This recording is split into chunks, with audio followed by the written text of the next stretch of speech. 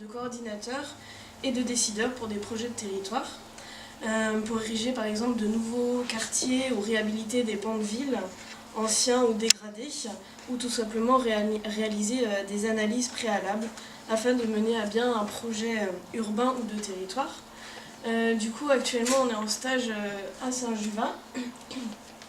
Donc, on fait une mission sur les logements vacants et comment on pourrait les requalifier pour attirer une nouvelle population. Donc, c'est la demande de Monsieur le maire. Du coup, on a fait un travail préalable où on a fait un diagnostic de la commune. Et ensuite, je trouve plus le mot. En fait, nous avons commencé par un diagnostic sur terrain pour détecter un petit peu les caractéristiques à Saint-Juvat, le cadre de vie pour bien s'y mettre. Et puis, on est passé à la phase d'enquête pour bien se situer aussi parmi les habitants et prendre en considération l'aspect sensible de l'urbanisme. Et pour pouvoir ensuite proposer des interventions sur les logements et sensibiliser les gens et leur montrer aussi l'importance de cet aspect-là du territoire.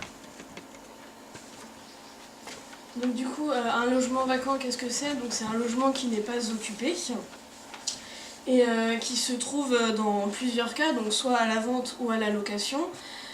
Il peut s'agir d'un logement en attente d'occupation ou en attente de règlement de succession.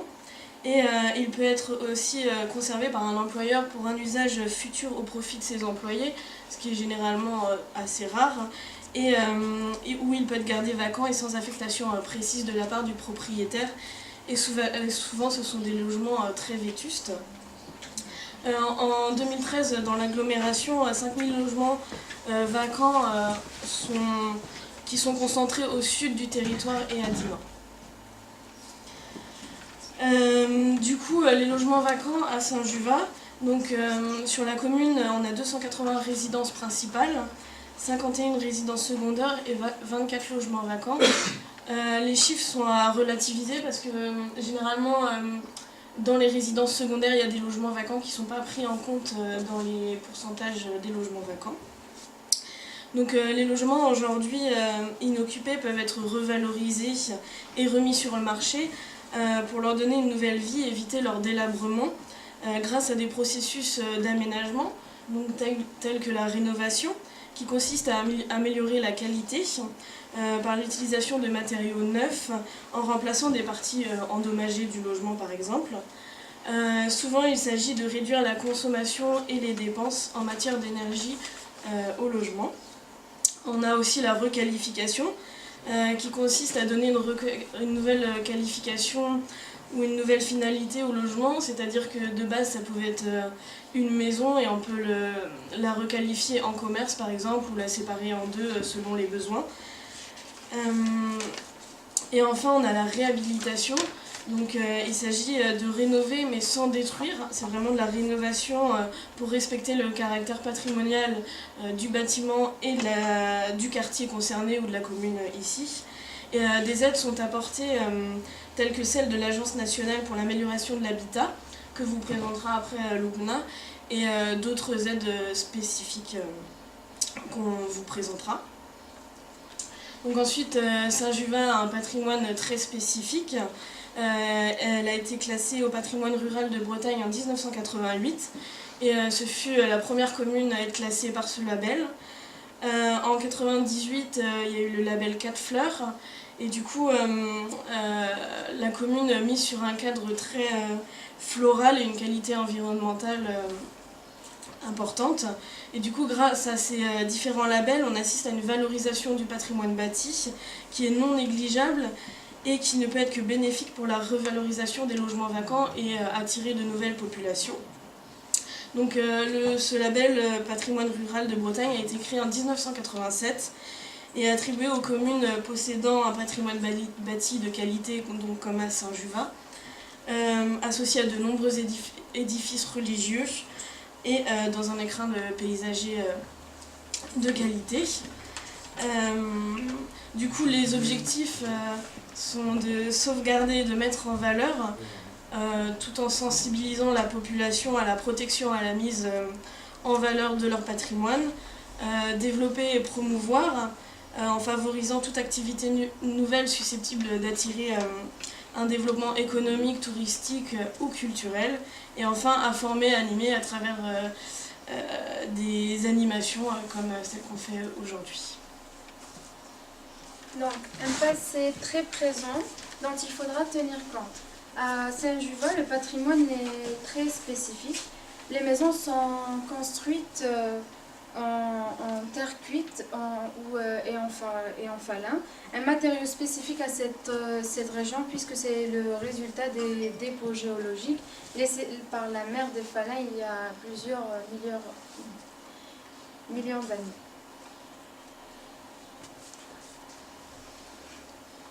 L'habitat vernaculaire breton est une source d'inspiration pour la construction bioclimatique contemporaine locale.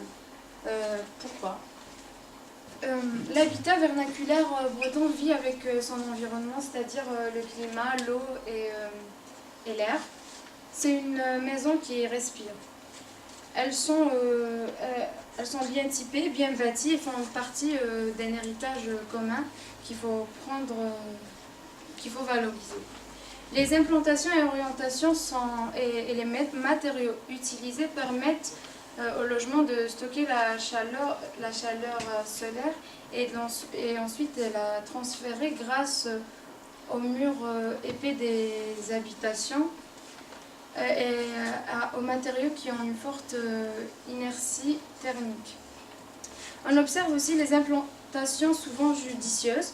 La façade principale plate et son décroché est largement frappé par le soleil d'hiver, ce que j'avais expliqué tout à l'heure, qui contribue à l'amélioration et à l'isolation thermique et l'amélioration de la qualité et du cadre de vie des habitants. Par rapport au mur, il se distingue par deux parties. Le solin ou le soubassement maçonné qui est composé de blocs de pierre assemblés au mortier de terre et qui sert à éviter les remontées capillaires. Mais aussi il a un rôle structurel puisqu'il porte les charges des planchers et de la toiture. Un atout aussi, c'est qu'il est facile pour la mise en œuvre. Et par-dessus, il y a le mur épais en terre à forte inertie thermique qui régule la température et fait...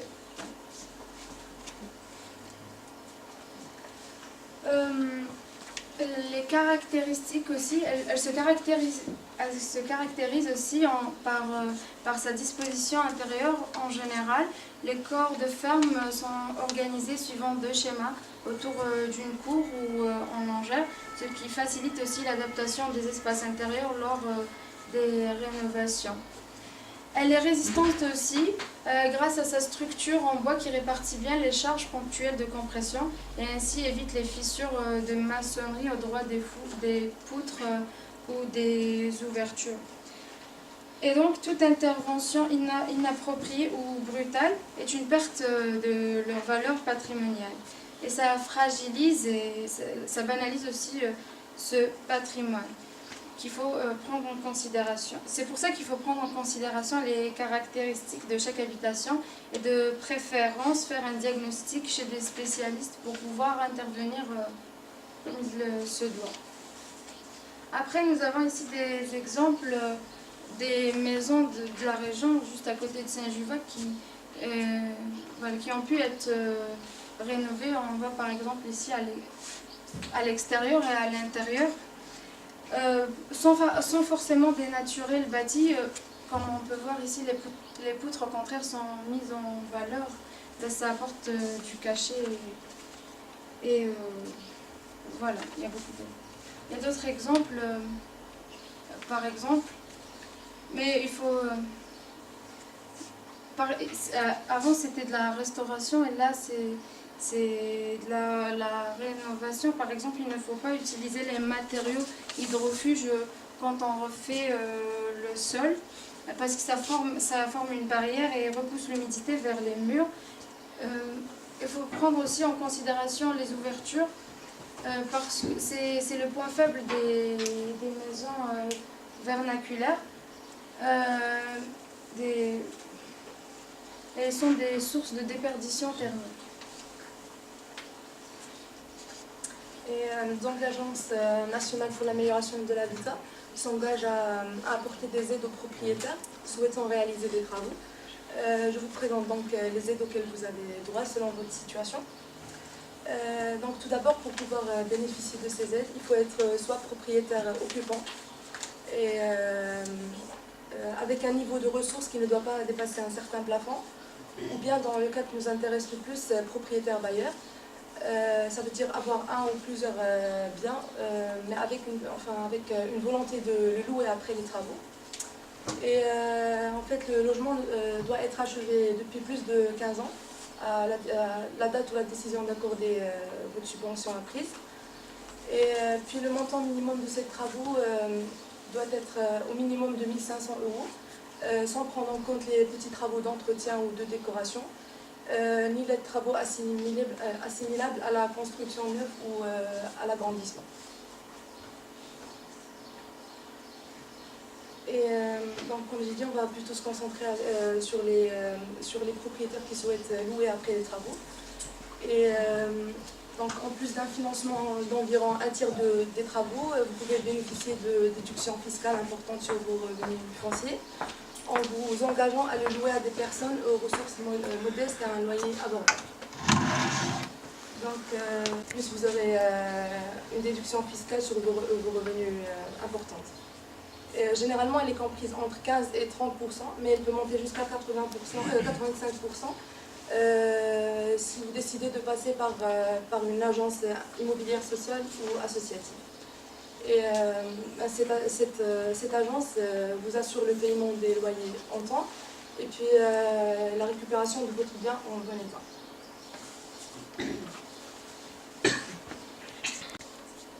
Puis il y a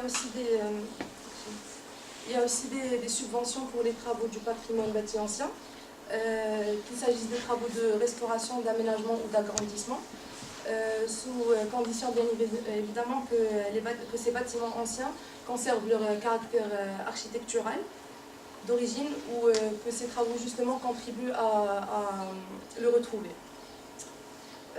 Puis finalement il existe aussi d'autres subventions qui peuvent être données, qui correspond au crédit d'impôt transition énergétique, concernant les dépenses d'équipement pour l'amélioration de la qualité environnementale. Puis on a aussi le dispositif du prêt à taux zéro pour l'amélioration énergétique du logement. Et puis évidemment, les subventions de l'ANA peuvent être complétées par les collectivités locales.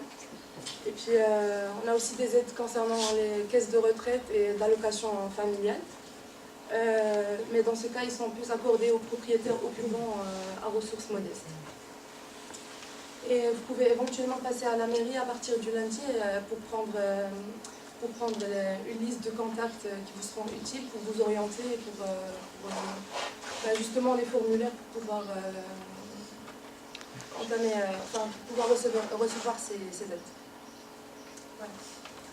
Alors, la rénovation de l'habitat rural doit être un des principaux objectifs de l'aménagement du territoire. L'amélioration des conditions d'habitat est parmi les critères qui peuvent attirer de nouveaux habitants et spécialement une population jeune. En ce qui concerne cette ancienne logère qui se trouve à l'impasse de la Maison Rouge, elle occupe une surface très intéressante, et pourrait être réhabilitée pour faire une maison habitable. Après une visite avec Monsieur Gilouet, il a jugé qu'on peut faire une toiture bâchée. Quant aux murs, ils sont en bon état et nécessitent quelques interventions. Je passerai la parole à Monsieur Gilouet qui va vous parler de quelques exemples d'intervention ou de rénovation. Donc pour en revenir à la maison d'avant, en fait c'est si on a ce type de maison et qu'on n'a pas d'argent pour la rénover dans le moment, il suffit juste de refaire un peu de charpente, les murs sont encore bons, et c'est juste la mettre hors d'eau. L'important c'est vraiment d'être hors d'eau. Donc mettre une bâche ça coûte pas cher, et ça peut tenir 10 ans comme ça, et au moins, parce que si on laisse l'eau s'infiltrer dans les murs s'écartent, la maison s'écroule. Et on a beaucoup d'exemples comme ça de maisons patrimoine qui part c'est dommage de le perdre à cause de ça. Donc, alors ça c'est une maison que j'ai rénovée. Alors ça c'était avant. Donc c'est une maison qui n'a pas trop d'intérêt au niveau façade. Vu que je voulais la réhabiliter pour faire 2 pièces en haut, donc j'ai fait l'ouverture, mais en respectant de mettre une carré bois intérieure, comme c'était à l'origine d'un côté. Faire la même, et une carré bois pour la baie vitrée, pour garder un aspect ancien du bâti et pas mettre du béton partout. Et donc elle est entièrement rénovée à la chaux, à la terre, d'allants chauds à l'intérieur, enduit terre intérieur, enduit chaud et terre à l'extérieur. Et voilà, donc ce qu'on peut faire après. Alors là, c'est des photos de mon four à pain que j'ai refait, parce qu'il n'y a pas beaucoup de photos de chantier, donc je vais monter donc c'est un four à pain que j'avais quand j'ai acheté ma maison, donc qui était recouvert de lierre, j'ai pas la photo d'avant. Et donc on l'a refait à l'identique, donc là c'est l'étape où on met les corbelets. Alors là c'est la sole intérieure, donc la sole avant, et donc fini, donc c'est de la grosse tomate de four à pain, mais c'est le même principe, c'est comme si on fait de la tomate dans une maison, on fait ça sur une chape maigre, et avec une barbotine de terre et collé à la barbotine de terre. Donc là on est sur la charpente. Donc, alors voilà, là on a mis toute notre ossature de charpente. Donc on a reconstruit en bauge, empané en bauge. Donc la bauge, ouais, alors dans notre coin, sur Saint-Juvat et la région en général, enfin la région Saint-Juvat, Saint-André et tout, on travaille à la bauge. Parce qu'on a une terre très argileuse. Et du coup ça permet on la mélange à de la paille. On fait, pour construire un mur, on met des mottes de terre, après on vient les parer et après les couper. Les triquer et après les couper. Si on va du côté de Rennes, sud de Rennes, et en France en général, on va avoir du pisé. Ce sont des terres beaucoup moins argileuses. Et donc là on fait un bancher, on coffre des deux côtés, et donc c'est vraiment tassé. Parce que ça tiendrait, vu que c'est pas assez argileux, ça pourrait pas se tenir sans coffrage. Et donc là, on est en train de recréer la tête de cheminée du four à pain. Donc avec de la bauge. Là, c'est le tas où on l'a fait à l'ancienne, vraiment. Là. On a fait un tas, puis on l'a piétiné. Maintenant, on peut utiliser des moyens mécaniques si on a un peu plus de sous. Mais voilà. Mais c'est un matériau qui coûte rien. C'est la terre. Voilà, la terre, elle est en dessous de nous. Voilà, il y a moyen de coût d'opération zéro, juste de la main d'œuvre.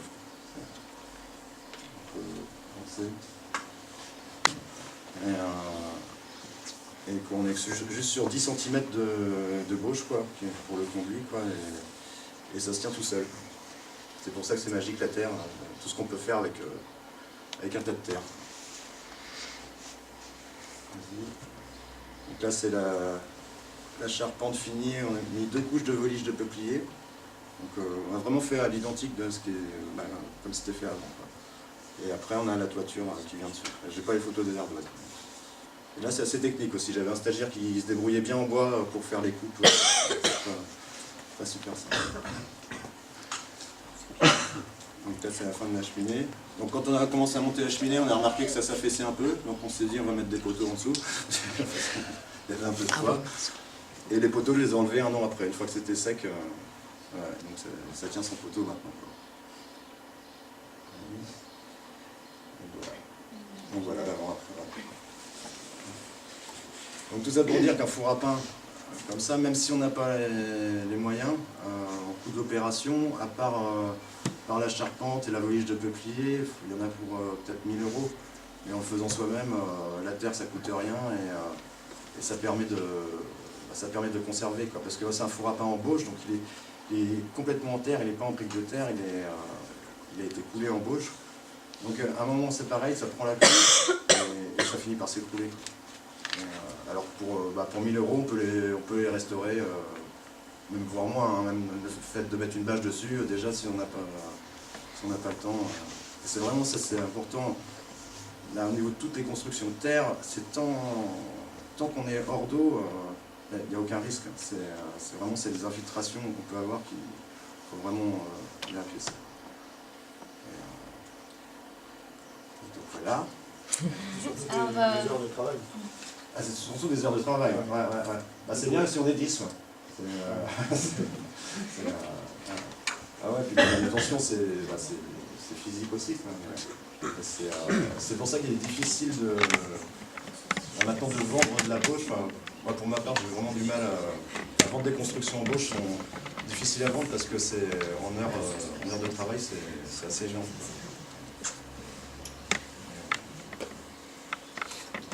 Voilà. Et sinon, on peut réparer aussi avec de la BTC, comme vous allez voir cet après-midi, la brique de terre compressée, par exemple, ou de l'adobe. L'adobe, c'est des briques de terre, terre-paille, comme de la bauge, mais en briques. Donc, ça permet de réparer à moindre coût aussi.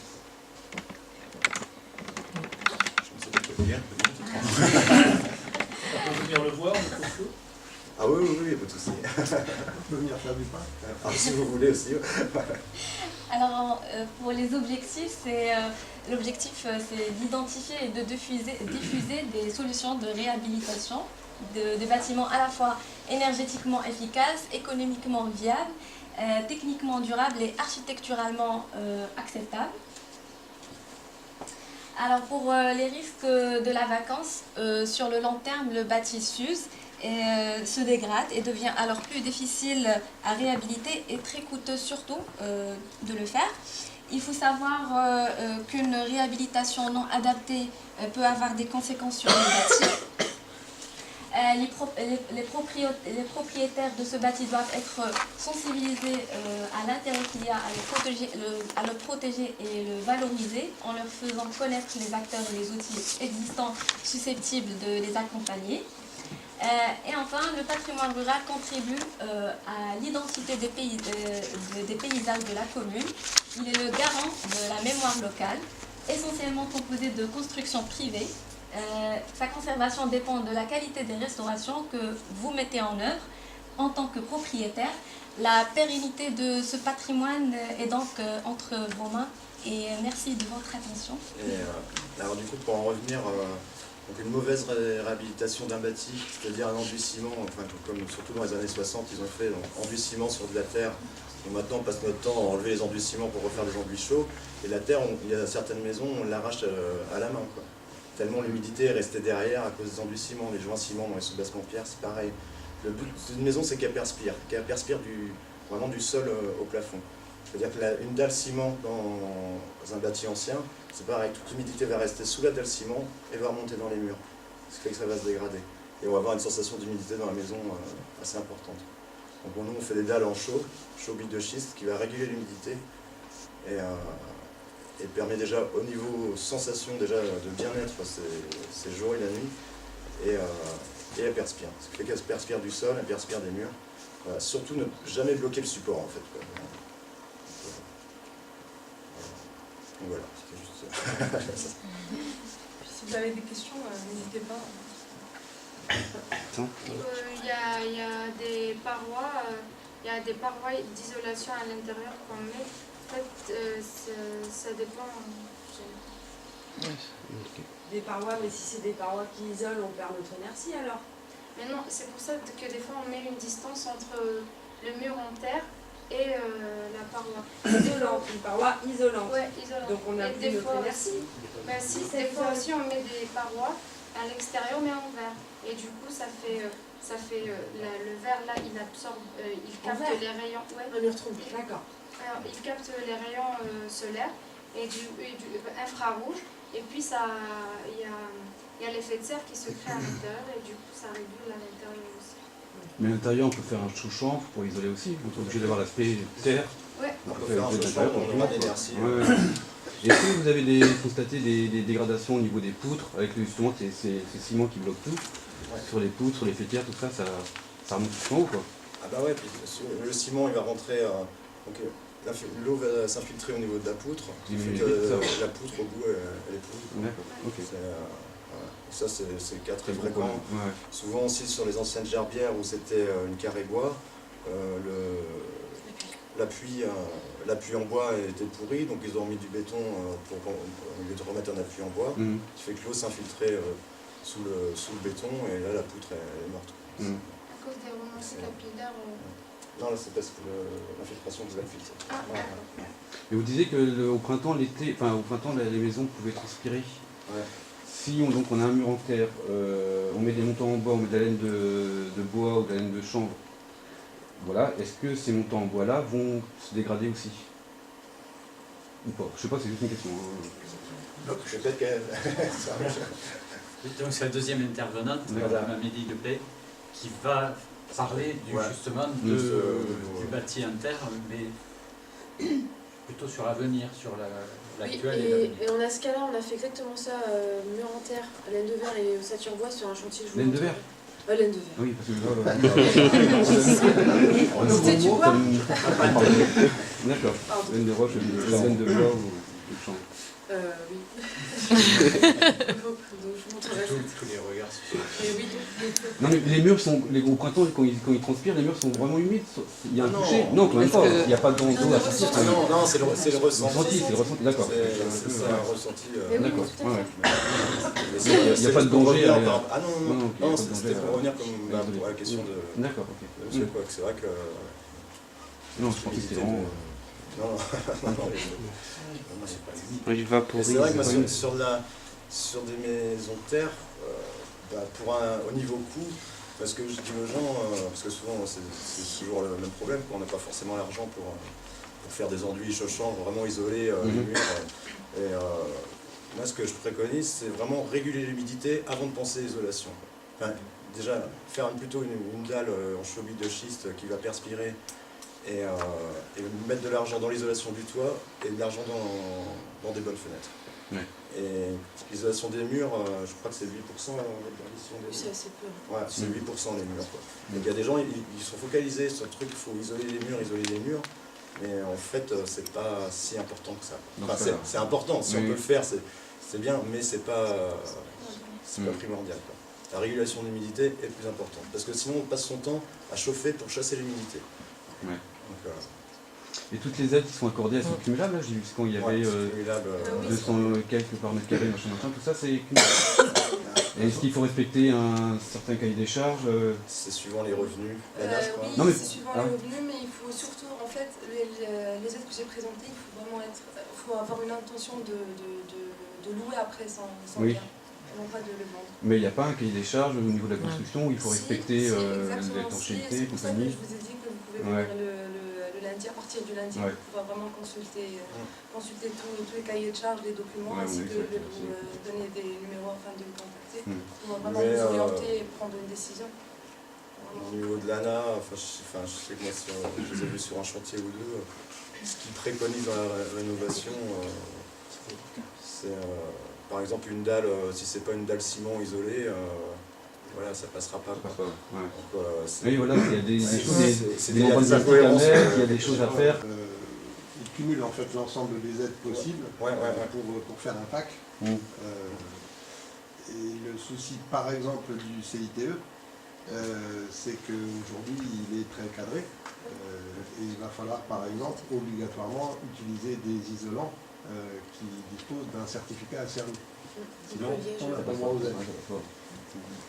Et si on isole, si on fait un béton de chanvre, par exemple, une paroi en chanvre à l'intérieur pour isoler une maison en terre, on n'a droit à aucune aide. Le chanvre faut 25 cm pour arriver au... Alors non seulement il faudrait une très grosse épaisseur pour obtenir le 3, une résistance thermique de 3, mais en plus, on n'a pas d'ACERMI. Donc de toute façon, on n'a pas le droit. S'il vous plaît, ces questions-là sont intéressantes, elles pourront être traitées également par Mme Lepay. Donc on va peut-être passer à la deuxième partie. et ce sera complété et vous pourrez poser plus des questions sur la construction future. Je vais vous montrer deux exemples, deux études de cas concrets de chantier. Donc on pourra discuter.